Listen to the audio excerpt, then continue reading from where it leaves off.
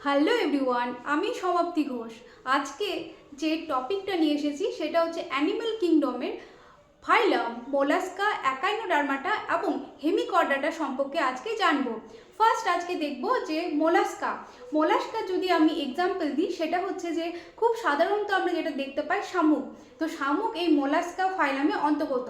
তো শামুকে কি দেখি যে শামুক একটা খোলক দ্বারা আবৃত থাকে, যেটা হয় খুব শক্ত, অর্থাৎ শক্ত। এটা তৈরি হয় ক্যালসিয়াম কার্বনেট দ্বারা।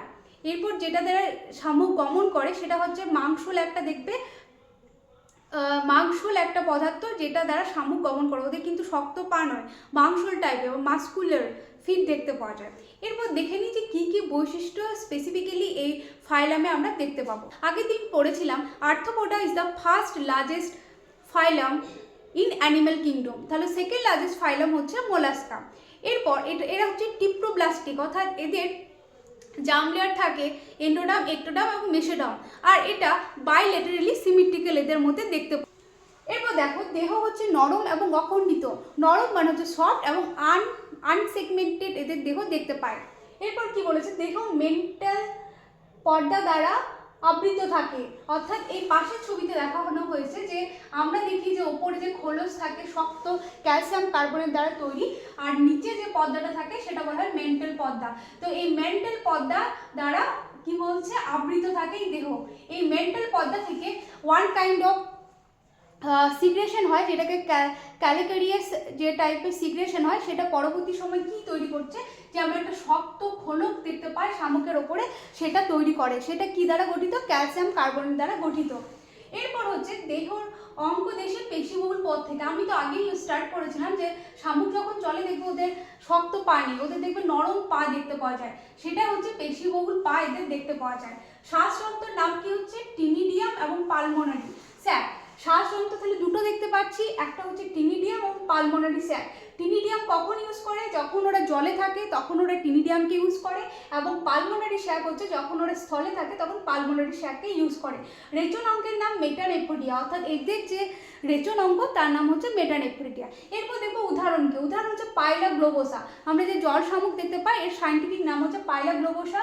আবার অক্টোপাস আমরা যেটা দেখতে পাই সেই অক্টোপাসও এই গ্রুপের মধ্যে পড়ে, আর একটা হচ্ছে সেপিয়া।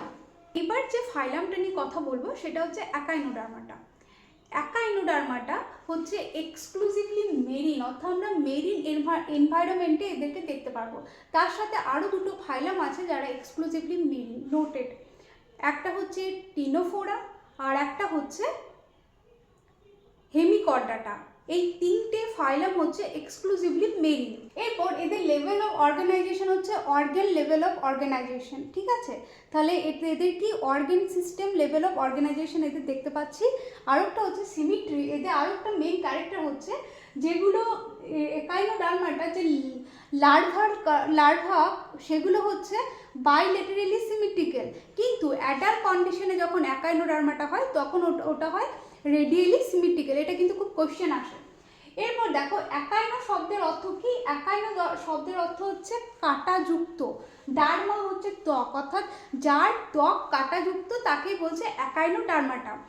এরপর স্টারফিশ আমরা সবাই দেখেছি কম বেশি। আমরা স্টারফিশ আমরা টিভিতে হোক বা সরাসরি চোখে আমরা দেখেছি। সেটা কি হয়, 5টা বাহু থাকে, সেটা স্টারফিশ হয়। এবার স্টারফিশের কি ক্যারেক্টারিস্টিক দেখো। এই স্টারফিশ হচ্ছে এই অ্যাকাইনোডার্মাটার ফাইলামে অন্তর্গত। কি ক্যারেক্টারিস্টিক? দেহ কণ্টকময় ত্বক দ্বারা আবৃত। নামটাই হচ্ছে অ্যাকাইনোডার্মাটা, অর্থাৎ কণ্টক মানে কাঁটাযুক্ত হবে। দেহটি ওরাল অ্যান্ড অ্যাবোরাল তলে বিভাজিত। ওরাল মানে কি? ওরাল মানে হচ্ছে যেখানে যে তলে আমরা মুখ দেখতে পাবো সেটাকে বলা হয় মুখ উপস্থিত থাকবে তাকে হচ্ছে ওরাল। অ্যাবোরাল মানে যেখানে মুখ থাকবে না, তার অপোজিট যে তলটাকে সেটা হচ্ছে অ্যাবোরাল তলে বিভাজিত। ওয়াটার ভাস্কুলার সিস্টেম থাকে। ওয়াটার ভাস্কুলার সিস্টেম এটা হচ্ছে একদমই most important characteristic. Water vascular সিস্টেমের কী কাজ? ওয়াটার ভাস্কুলার সিস্টেমে হচ্ছে যে লোকোমোশনেরও কাজ করে, আবার খাবার গ্রহণেও সাহায্য করে, এবং সেটাকে ট্রান্সপোর্টেরও সাহায্য করে, আবার রেসপিরেশনেরও সাহায্য করে। 5টি অ্যাম্বুলেক্স থাকে। অ্যাম্বুলেক্স হচ্ছে 5টি অ্যাম্বুলেক্স। এই 5টা হচ্ছে অ্যাম্বুলেক্স। এটা সমদূরত্বে অবস্থান করে। গমনাঙ্গ আরেকটা কি বলেছে, পোডিয়া বা নালিকা পথ। এই যে ছোট ছোট পোডিয়া বা নালিকা পথ এদের মধ্যে দেখা যায়। উদাহরণ কি হচ্ছে অ্যাস্টেরিয়াস, মানে হচ্ছে তারামান যেটা বললাম অ্যাস্টেরিয়াস। আর একটা হচ্ছে কুকুমেরিয়া অর্থাৎ সমুদ্র শসা। আরও একটা মোস্ট ইম্পর্টেন্ট উদাহরণ হয় আমরা যখন হায়ার স্টাডি ক্ষেত্রে পড়ি, সেটা হচ্ছে সি আর্চিন। সি আর্চিনও এই একাইনোডার্মাটা ফাইলামেই অন্তর্গত। নিয়ে কথা বলবো সেটা হচ্ছে হেমিকর্ডাটা।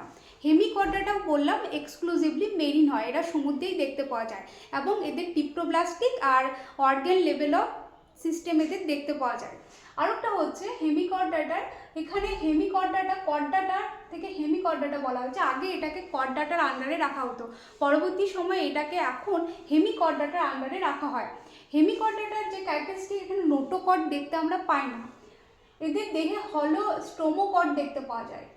নোটোকর্ডের বদলে স্টোমোকর্ড দেখতে পাওয়া যায়। দেহ 3টি অংশ দ্বারা গঠিত। 3টি অংশ কি কি?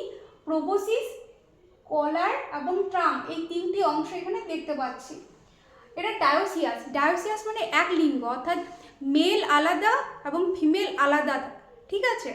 এদের ফার্টিলাইজেশন হচ্ছে এক্সটার্নাল ফার্টিলাইজেশন, অর্থাৎ এদের ফার্টিলাইজেশন দেহের বাইরে ঘটে, ভেতরে নয়। এক্সাম্পল হচ্ছে বালানোগ্লসাস এবং স্যাক্রোগ্লোসাস। এই 3টে ফাইলাম আজকে আলোচনা করলাম। ফার্স্ট হচ্ছে মোলাস্কা, সেকেন্ড হচ্ছে অ্যাকাইনোডার্মাটা এবং 3 নম্বর যে ফাইলামটা সেটা হচ্ছে হেমিকর্ডাটা। বাকিগুলো পরের লেকচারে আমরা কভার করব। তো আশা করি তোমরা কিছু না কিছু একটু হেল্প পাচ্ছ। দেখতে থাকো।